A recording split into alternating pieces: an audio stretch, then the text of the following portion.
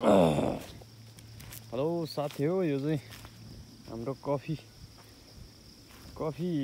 विदेशी संस्थाले चाहिँ हामीलाई अनुदान जस्तो पनि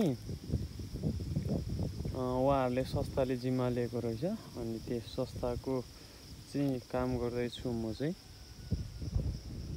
चाहिँ अलिअलि ठेक्का लिएर खाल्डो खन्ने अनि रोप्ने ठेक्का लिएको छु। लगभग 110-15 जति भयो। अनि मेरो चाहिँ ठेक्कामा चाहिँ फ्रीमा चाहिँ 1 बोतल पानी छ। पानी टक्क खाने अनि मजाले काम गर्ने। मेरो साथी चाहिँ एउटा साबेल, एउटा कोदालो, अनि कहिलेकाहीँ रेडबुल पनि आउँछ। त्यो चाहिँ हेरी छ कुनै दिन। आजभोलि चाहिँ अलिकति साउ बिजी छ। म चाहिँ ठेकदार पनि आफै, कुल्ली पनि आफै।